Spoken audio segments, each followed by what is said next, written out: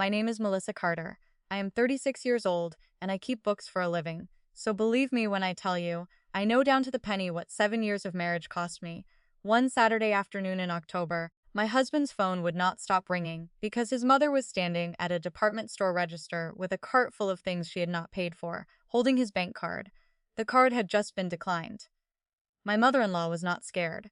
She was not embarrassed. She was furious, and she called her son to yell about it. He drove home ready to blame me. He had 7 years of practice, but what was waiting for him on our kitchen table? What I had quietly built during the 2 days before that phone call. None of them saw coming. Not him, not her, not anyone in either family. This is Hearthly Stories, and if you have ever had to prove yourself in your own home, this one is for you. Stay with me because the way this ends, you will not guess it. To understand that kitchen table, I have to take you back 7 months, to a cold March evening. I met Ryan Carter when I was 29, at a fundraiser for the community college where I had earned my first accounting credits. He was a construction site supervisor, with drywall dust still on his sleeve, and a habit of remembering small things. He remembered that I liked my coffee bitter. He remembered my father's knee surgery was on a Thursday. I mistook that for devotion. To be fair, it was devotion. I just had not yet asked where all that devotion had been trained. We married when I was 30 and bought a tired little house in a quiet neighborhood outside Dayton, Ohio. I loved that house the way you love a rescue dog. I sanded its floors on my knees. I repainted the kitchen twice because the first shade of yellow looked like caution tape. I built us a budget in neat columns because I am a senior accountant at a manufacturing company, and columns are how I stay calm. My father repaired roofs for 30 years. My mother ran a grocery store register for almost as long. Nobody handed me anything. I never minded that. You trust what you build with your own 2 hands, and I trusted our life. Ryan used to sit on the porch steps while I did the monthly numbers and say, "Marrying an accountant means I sleep like a baby." For a while, that was true. We slept fine. The numbers behaved. But I will tell you something nobody teaches you in bookkeeping. Every ledger has a line where the numbers stop adding up, no matter how careful you are. It took me 7 years to accept that ours did too, and that the line had a name attached to it, Deanne. My mother-in-law was 65, widowed 9 years, and lived 12 minutes away in the old family house where Ryan grew up. If you met her at church, you would think she was the warmest woman in the county. She brought casseroles to strangers. She remembered every birthday in the congregation. Then she would come to my house on a Sunday, walk straight into my kitchen, and rearrange my cabinets while I stood there holding a dish towel. Mugs go by the stove, Melissa. That's how a kitchen works. She never raised her voice. She simply corrected my life, the way you correct a child's homework. She called my husband Ryan Bear, always with the possessive in front, like a brand pressed into skin, and she had a key to our house. Ryan had given it to her before our wedding, a spare key on a green ribbon. "For emergencies," he had said. "I want you to notice something about Diane's emergencies." It took me longer than it should have.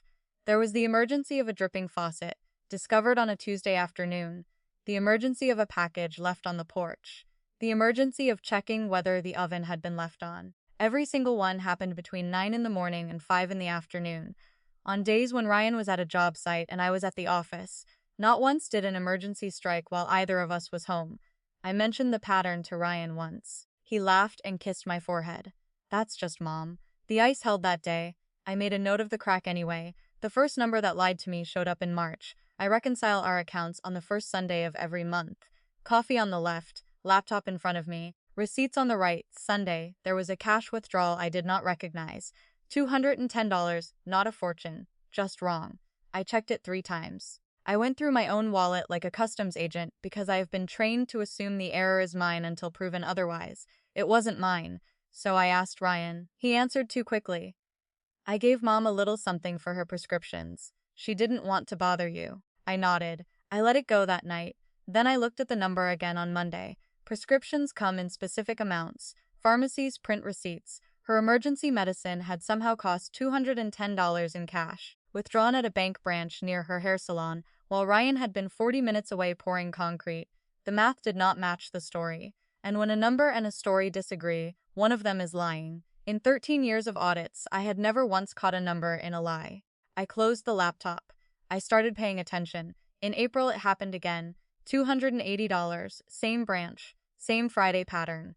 This time, I printed the statement and set it on the counter beside his dinner. Ryan stared at the highlighted line. Then my husband, the man who had once watched me find an 11-cent error in a client's books and celebrated like it was a playoff win, said, "Did you miscount?" I want to be honest about what that question did. I have been called stubborn, cold, difficult, but no one had ever suggested that I couldn't count. It was the one thing about me that had never been up for debate. And he reached for it before he reached for the truth, because the truth was standing in his mother's kitchen, frosting a cake. I did not yell. I asked him to sit down. If your mother needs help, we help her, planned, both of us knowing, and the key comes back. She does not get to be in our house when we aren't here. He rubbed his face. Then came the sentence I would hear so many times I could have had it engraved. She's my mother, Melissa. What am I supposed to do? He promised he would get the key back. He promised he would talk to her. I marked it in my head the way I mark a pending transaction. Promised, not posted. Deanne's birthday dinner was the last Sunday in April. 16 people sat around the long table in the house where Ryan grew up. She was radiant that night, telling stories about the family, and I noticed something. I did not exist in a single pronoun. It was always, we drove to the lake, my children and me, our family. 7 years in and I was furniture, then her sister asked whether Melissa might host Thanksgiving that year. The table went just quiet enough. Deanne smiled, patted my hand twice and said, "Oh honey, you are not family, dear. You're just who he married." She said it with sugar on it. That is the part people never believe. A sentence like that can be served warm, like pie, and an entire table will laugh because the tone tells them it's a joke. Even though every woman in that room knows exactly what it is. I laughed too. I'm not proud of that. You laugh because the alternative is standing up at a birthday dinner and becoming the villain in a story that has already been written without you. Ryan laughed with his mouth full and squeezed my knee under the table. He genuinely thought that was loyalty. Only one person did not laugh. Nicole, Ryan's younger sister, sat very still with her fork halfway down. She looked at me for a long time, like you look at someone standing on train tracks. I didn't understand that look yet. In May, I did the calm, boring adult thing. I opened an account in my own name at a different bank and moved my direct deposit into it. I didn't hide it. I told Ryan at the kitchen table, with the paperwork in front of us. My share continued flowing into our joint account for the mortgage, utilities, insurance, everything we had always paid. I was not taking money out of the marriage. I was putting a door on my half of it. You would have thought I had filed for divorce. Within a week, Diane had a new name for me. She debuted it at a cookout, in a caring voice designed to be overheard. "Well, you know how it is now. Ryan Bear works himself to the bone and the wife hides money." I stood 10 feet away, holding a bowl of potato salad I had made from her own recipe, and I understood something with the clarity that usually comes from a spreadsheet. In this family, there was no move I could make that would ever read as self-respect. Protecting myself was theft, asking questions was disrespect. Even my own paycheck was somehow family property. Those were the rules. Nobody had voted on them, and nobody was ever going to. I drove home that night and thought, with a strange calm, that rules nobody voted on are the easiest ones to stop obeying. June was almost sweet. The withdrawals paused, Deanne cooled off, or seemed to, then a package disappeared from our porch. Ryan was furious. When I suggested a doorbell camera, he agreed before I finished the sentence. The camera was as much his idea as mine. It was bought to catch a porch pirate, and installed on a Saturday, with him whistling on the ladder while I handed him screws. For a few weeks, our house felt like ours again. We cooked together, we drove to the lake, I let myself hope. One Sunday, we ate his grandmother's meatloaf on the porch under our new camera, and Ryan held my hand. "We're okay," he said. That night I ran the numbers. They balanced. I chose to believe the ledger and the man at the same time. Here is what I know now. The camera was supposed to catch a porch thief. It caught my marriage instead. Let me pause for just 1 second here on Hearthly Stories. If you've ever sat at your own kitchen table, feeling like a guest in your own house, tell me where you're watching from in the comments. And if you know what it feels like to check a number 3 times, because nobody ever checks on you, subscribe. Because the next part is where the numbers stopped lying to me and started testifying. Julie ended the truce. The withdrawals returned, smaller and smarter. $340 from a branch near the mall.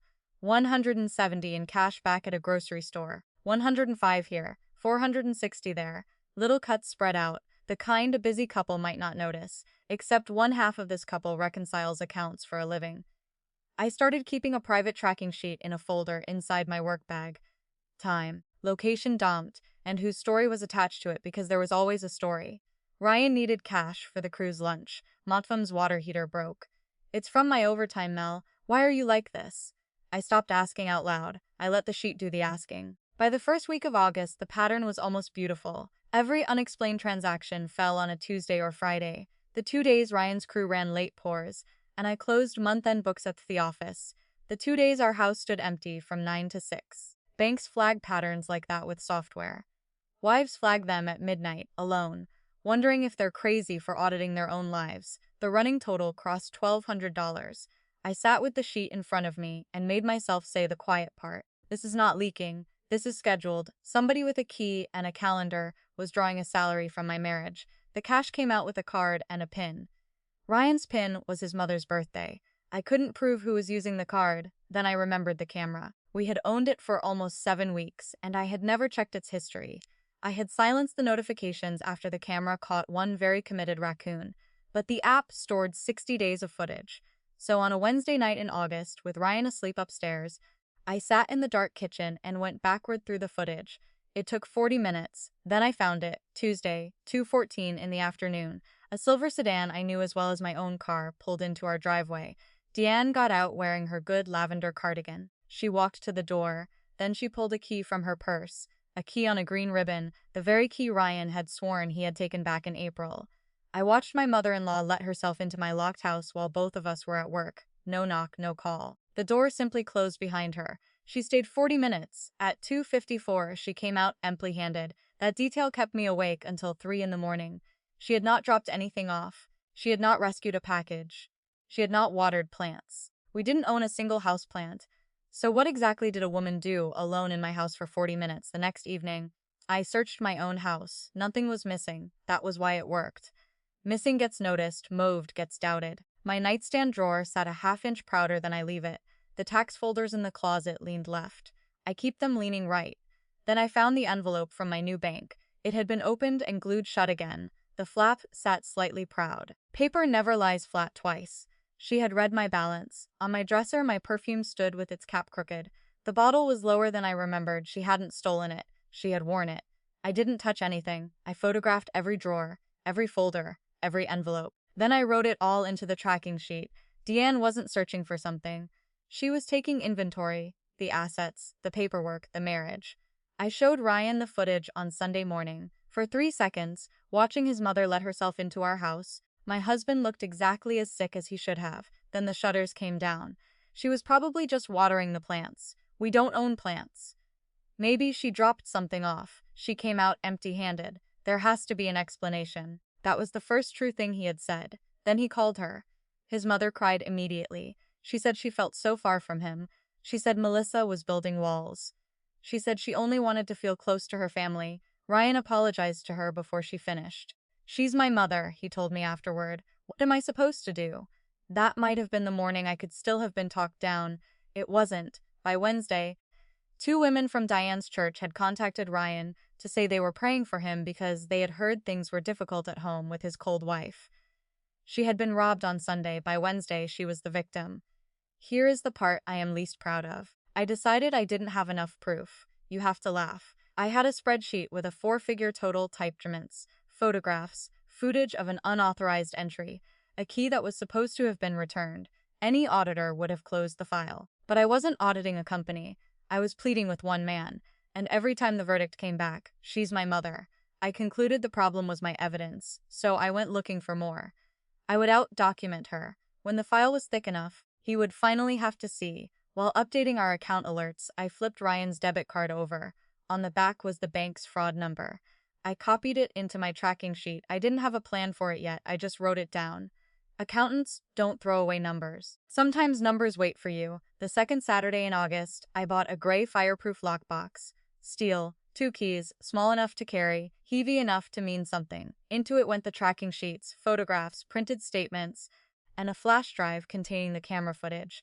I added my passport. Then came the part that told me everything about where my marriage stood. I did not put the box in our closet.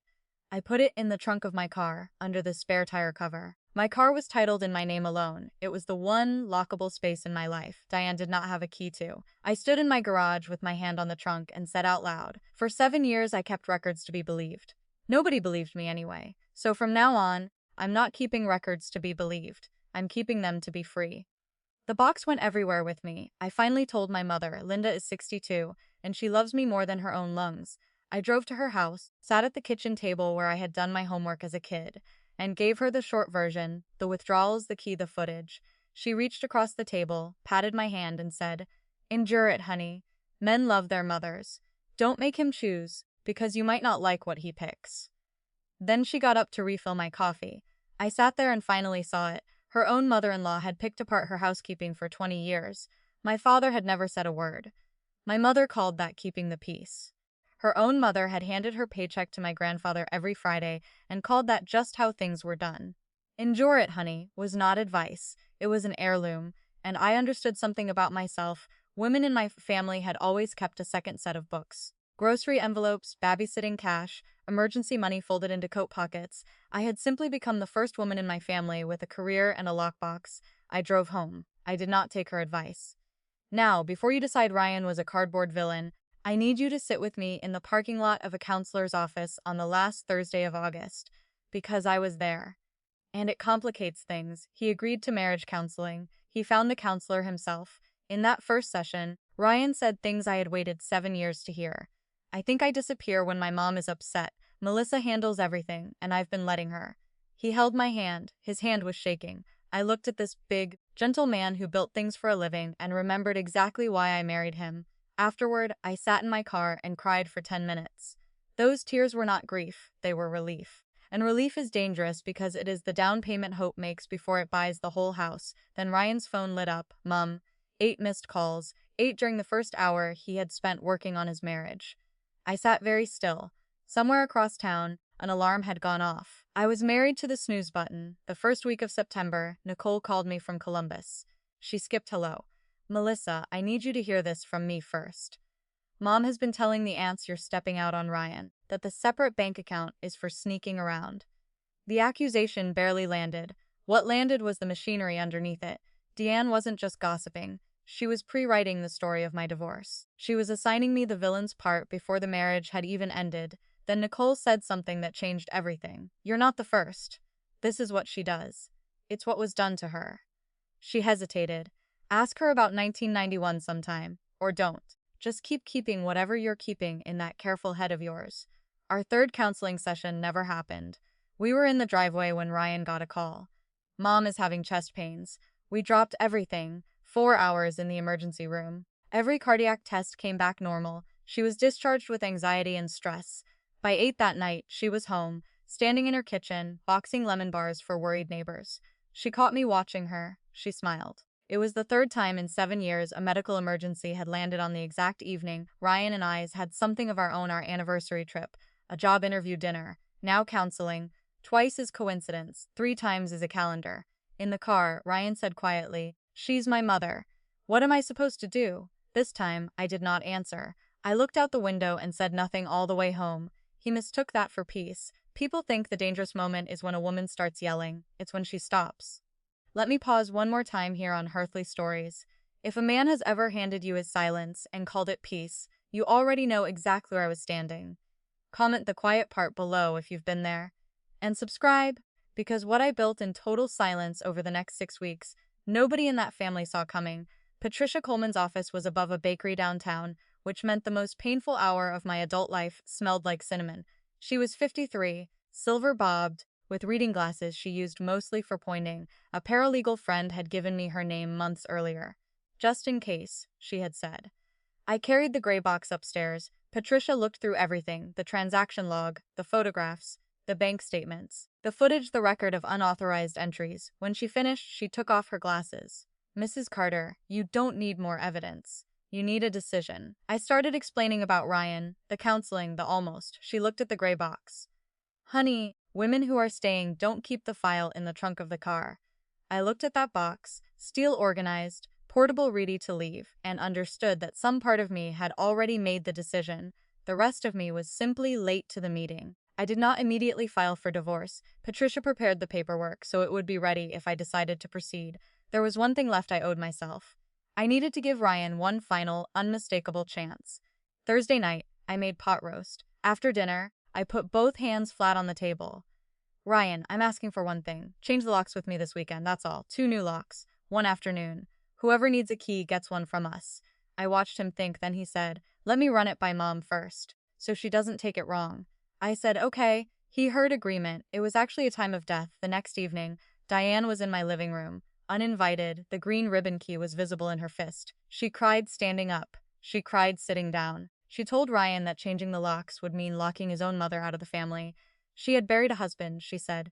Was she supposed to bury her son too, one deadbolt at a time? It was masterful. And Ryan folded. I watched the spine go out of him until he was rubbing her back and saying, nobody is locking anyone out of anything, Mom. The lock conversation died in my living room without a vote.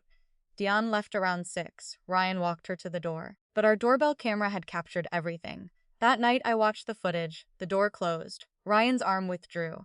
And at the exact frame the door clicked shut, Diane stopped crying. No taper, no sniffle. She checked her reflection in the storm door, fixed one strand of hair, and walked to her sedan smiling. I clipped the footage. Exhibit 12. Saturday morning, I went to Patricia's office. The divorce papers were ready. She explained that filing would begin the legal process, and nothing would be finalized immediately. I signed the documents, not because I wanted revenge, because I was finally done waiting for permission to protect myself. I drove home with the gray box in my trunk. I started quietly packing my life for portability. A few clothes into my gym locker, documents into the box, my grandmother's ring onto my hand. I didn't know what ready would look like. The Carters were about to decide for me.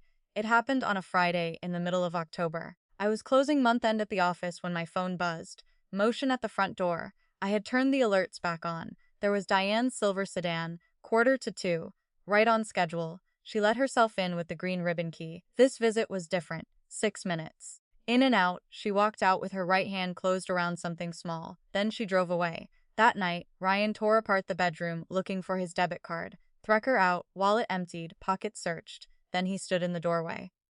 Mel, where did you put my card? There it was, the default setting. One last time, I looked at him. Check the camera. He knew what I meant. He was not stupid, he was loyal. Which turned out to be so much worse. He decided not to look. He went to bed. Saturday morning at 7:40, I sat in my parked car outside the bank and called the fraud department. A woman named Deborah took my report. Joint account card not in my possession. Documented pattern of suspicious transactions. She explained that the bank could flag the card and investigate the disputed activity. Then she asked whether I knew who might be responsible. I said, my mother-in-law, because if I was going to say it, I was going to say it clearly. The bank advised me to make a police report for the suspected unauthorized use, so I did. Officer Marsh took my statement, copies of the bank records, screenshots, and footage stills. He asked for the name of the person I believed had taken or used the card. I heard my own voice say, Diane Carter. There was no one saying that. A report with a name in it does not disappear the way family arguments do. It exists. I signed it, then Nicole called. I finally asked her about 1991. She was quiet, then she told me. Diane had been 27 years old and newly married. Her own mother-in-law had required Diane to hand over her entire paycheck every Friday. For 10 years, she never called Diane by her name. She called her the girl Harold married. Nicole said Diane used to cry behind the church after services where nobody could see. My mother didn't invent these rules, Melissa, Nicole said. She was the best student they ever had. I felt sorry for Diane. It changed nothing. Somebody in that family was finally going to flunk out, and it was going to be me, on purpose. Ryan left for the job site at 8 that Saturday morning. I'll be back by 3, he said. He kissed my cheek. I let him. I had until lunchtime. So I set my kitchen table for the last time, not with dishes, with evidence. I brought the gray box in from the trunk, bank statements, photographs, footage logs, the flash drive, the green ribbon key, the divorce paperwork, Patricia's card, and the tablet, cued to the previous day's footage. In the center of the table, I placed the papers, the pen lay across them. Then I made tea. I had no plans to drink. And I waited. At 11:51, Ryan's number appeared on my phone. It had started. Diane had been shopping at an outlet mall 15 minutes from her house. She filled a department store cart with sweaters, shoes, and a stand mixer. More than $2,300. Then she tapped Ryan's debit card. Declined. She tried again. Declined. The cashier told her the card was flagged and she needed to contact the bank. And here is everything you need to know about Diane. She was not afraid. She was furious because, in her mind, the card was not stolen. It was family property, and she was family. She stood at that register and called her son, loudly. She demanded that he fix the problem. She complained about the bank. She blamed Melissa. She had no idea she was creating witnesses to her own behavior. Ryan called me at 11:51. I let it ring. He called again, then again. I imagined that drive from the job site with his mother in one ear and his silent wife in the other. 7 years of reflex knew exactly where to place the blame. His truck hit the driveway at 12:31. He came through the kitchen doorway, red-faced. "Melissa, what did you do to the account?" Then he saw the table. The anger left him like air from a cut tire. He saw the labeled bags, the highlighted statements, the green ribbon key, the divorce paperwork, and the tablet, frozen on a clear image of his mother at our front door.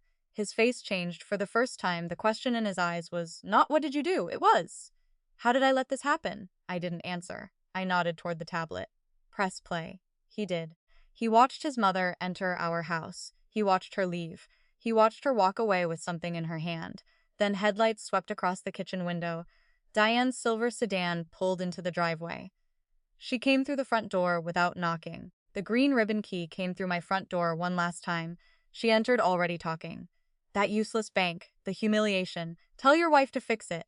Then she saw the table. Her eyes moved from the bags to the statements, then to the tablet. Her own face was frozen on the screen, and Diane pivoted, tears, instantly. "Ryan Bear, I only borrowed it for a few little things. I was going to pay it back. You know I would never." I let her finish.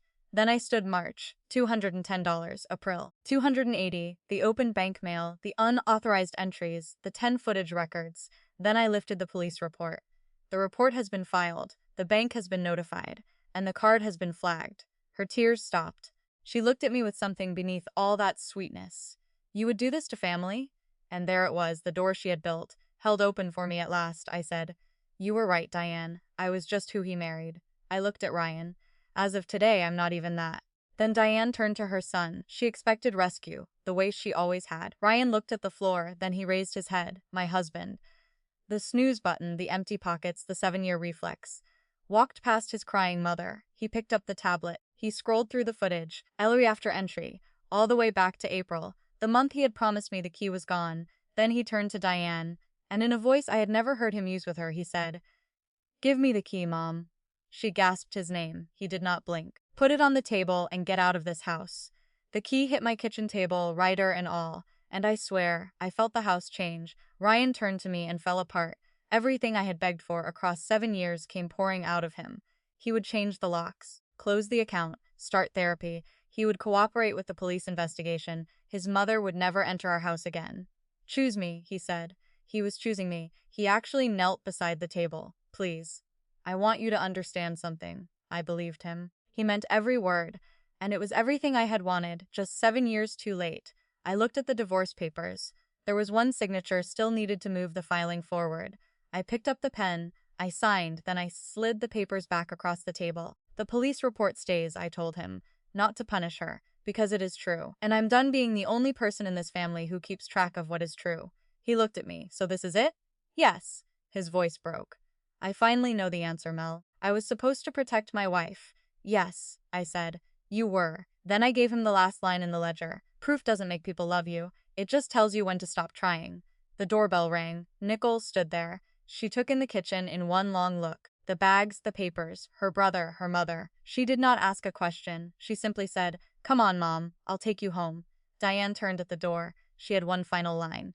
"He'll come back," she said. "They always come back. Nobody walks away from family." She said it like a curse. I almost admired it. The rules had eaten her whole life, and she would go down defending them. The sedan disappeared down the street.